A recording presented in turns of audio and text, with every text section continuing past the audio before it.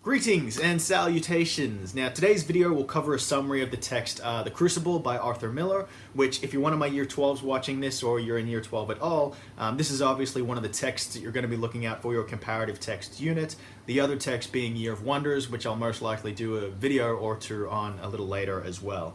Now the play is compartmentalized into 4 acts, so I've compartmentalized this video into 4 sections as well, based on each act. I've included some quotes here and there, so if you're so inclined, you can take some notes. Otherwise, we'll just get through the synopsis together. Now before I start, I do want to strongly recommend that you watch the stage production of The Crucible conducted by Digital Theatre. Now for the unit, obviously you're studying the text in its original form, you're not studying any production of the text. However, Digital Theatre's production of The Crucible is unreal.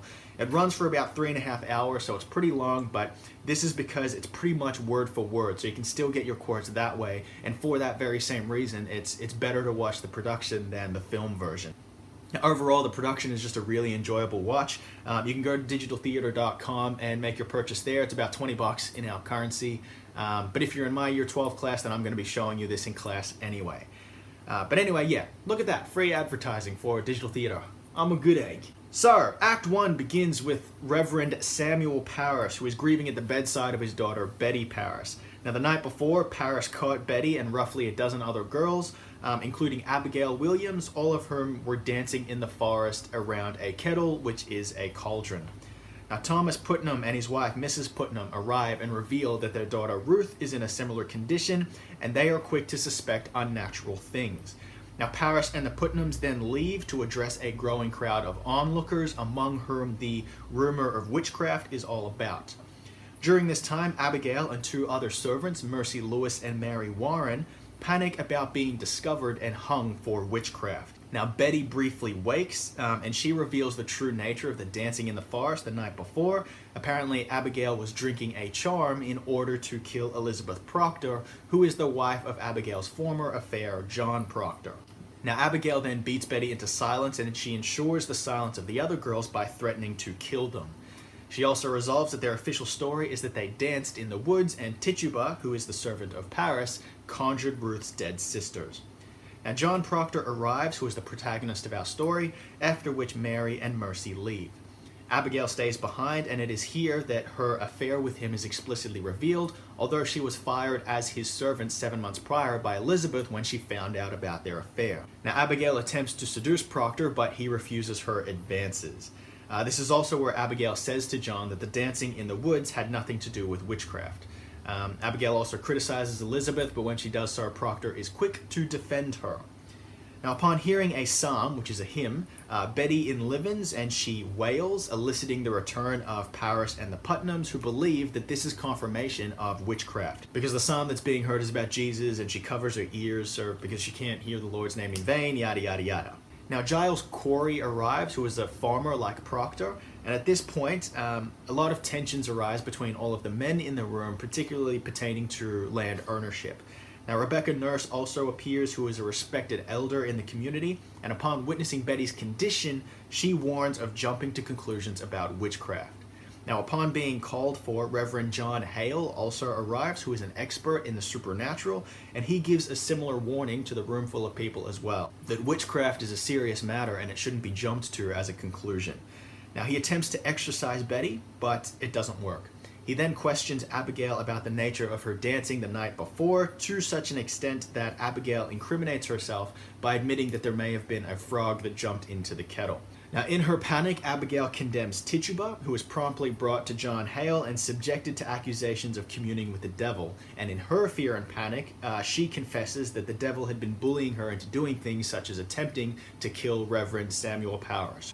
Now, it's noteworthy that this confession is not necessarily true, but it was done because Tituba was afraid of what would happen if she was suspected of lying, which is something that was punishable by death. Now, when people were accused of witchcraft, they would be hung, and the only way to prevent this was to confess guilt, even if it wasn't true, as well as to incriminate others who were allegedly working with the devil. Now, this confession elicits the sympathy of Hale, who hereafter considers Tituba as God's instrument in helping him to cleanse the town. Seeing this treatment of her, the way that she was spared by confessing, Abigail also confesses that she danced for the devil, after which she and Betty, who is now awake, begin to accuse other men and women in a frenzy presumably to deflect suspicion from themselves. Boom! Act 2. Now we fast forward 8 days later and we are at the Proctor household. Proctor and Elizabeth are afflicted by the sense of their separation. Elizabeth laments about Proctor's affair and things are kind of awkward between them.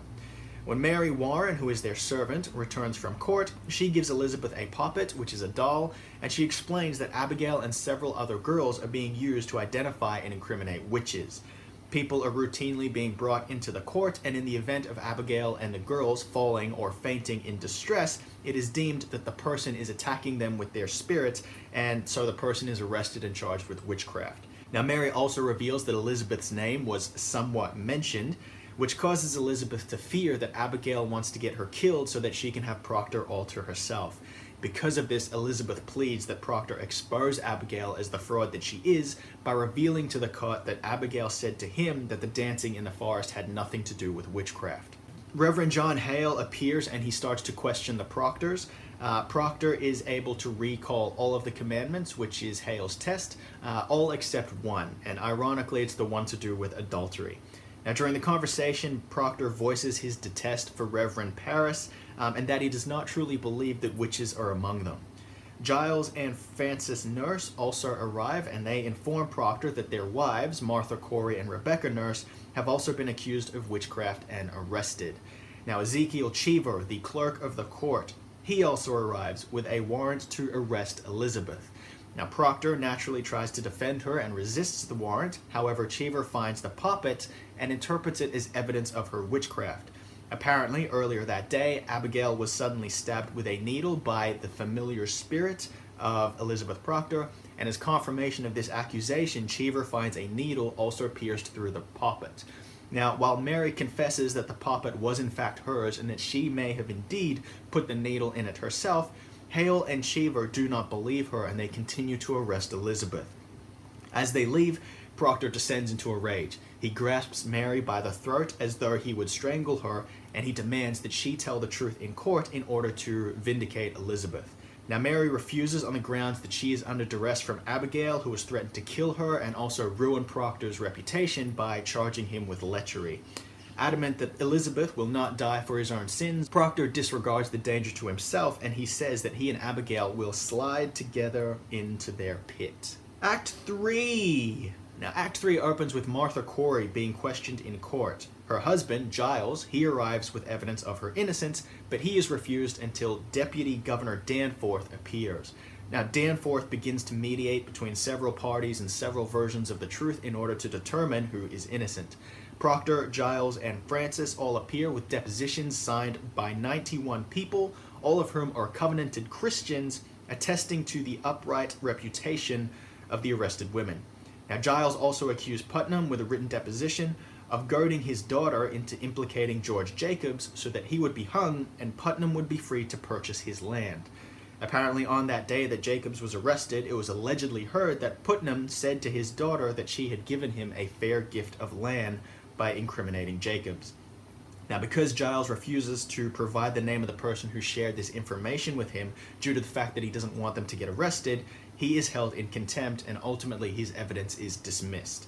Now, Proctor then brings in Mary Warren to testify and expose Abigail and the rest of the girls as frauds. Arguments made by Parris, however, provoke Danforth to conduct more intensive questioning of the girls. Now, Abigail is more resolute in her lies, but Mary appears to falter. Now, when Abigail and the rest of the girls feign shock and terror at the alleged spirit of Mary attacking them, Danforth begins to doubt Mary's integrity, and he does indeed start to believe that she is a witch. Now, seeing that Danforth believes the performance, Proctor gets desperate, and he confesses that he is a lecher and that he had an affair with Abigail, and he does this in order to discredit her, and he labels her lies as a whore's vengeance. Now, he also says that this is the reason that Elizabeth fired Abigail. Now, in order to determine the truth of this, Danforth calls for Elizabeth and demands everyone else's silence. He asks Elizabeth point blank if the lechery did in fact occur, but she lies in order to protect Proctor's name and his reputation. Now, taking the testimony at face value, Danforth determines that Proctor is a liar, Mary is a liar, and Abigail and the girls are telling the truth about Mary's witchcraft. Now, Abigail and the girls continue to feign terror at an alleged spirit attacking them caused by Mary's witchcraft, to the point where Mary becomes terrified of being convicted. When Proctor attempts to comfort her, Mary turns on him and accuses him of being the devil's man in order to deflect blame from herself. Now everyone else freezes in shock. Mary explains that Proctor threatened her life and forced her to sign the devil's book and help him overthrow the court. Now, due to her sudden turnabout, Abigail and the other girls embrace Mary as one of their own, and Danforth turns his attention on Proctor. Now, outraged, Proctor condemns the lot of them, including himself. He states that God is dead, and that he sees the filthy face of Lucifer in all of them because they quail to bring men out of ignorance. Now, even though they all know in their black hearts that this be fraud, Proctor affirms that we will burn together. He is, in essence, attributing the death and destruction and even the presence of the devil to their own fears and misconceptions. Finally, Act 4. Now, this is 3 months later. Paris informs Danforth that Abigail and Mercy Lewis have fled and they are likely aboard a ship, and they have also robbed him of his entire 31 pounds. Now, Paris also implores that Danforth postpone the hangings as he fears that so many names with great weight will incite rebellion among the townspeople and effectively counter their good purpose. Now, Danforth refuses, as this would be construed as a floundering on his part. As one of the remaining accused who has not yet confessed, Proctor is summoned, as is Elizabeth, as they believe that Elizabeth is key to making Proctor confess. Now, they are given several moments alone together, during which time Proctor seeks guidance, as well as her forgiveness for his adultery. But Elizabeth merely says, "I cannot judge you," and that it was partly her fault because it needs a cold wife to prompt lechery. Now, it is also revealed that Giles is dead. He died by being pressed to death, but he remained resolute until the end, never incriminating anyone else. Now, Proctor decides that if he dies, he would die a martyr and a saint. But ultimately, he is not that man. Now, because of this, he decides to confess. But when Danforth prompts him to confirm the crimes of many others on the list of condemned and sign a written confession, he revolts. He does not want his ruined name to disadvantage his children, and he doesn't want to incriminate anyone else around him. And thus he cries out, "I have given you my soul, leave me my name." Now, Danforth reiterates the ultimatum, which basically trades Proctor's confession for his life, after which Proctor tears up the confession and he is condemned to hang. Now, Hale begs Elizabeth to say something and intervene. He says that dying isn't worth it. In one of the most important quotes in the text, Hale warns Elizabeth earlier to cleave to no faith when faith brings blood. It is mistaken law that leads you to sacrifice. Life, woman, life is God's most precious gift. No principle, however glorious, may justify the taking of it. Now, although disheveled by her husband's condemnation, Elizabeth comments that he have his goodness now, and because of this, she will not intervene. And there you have it, folks. That is the summary. Now, hopefully you read the text before viewing this video. Otherwise, there are an awful lot of characters to wrap your head around. But hopefully this information just recapped and consolidated what you already knew. But anyway, I hope this helped. Thank you for watching, and I will see you next time. Happy studying.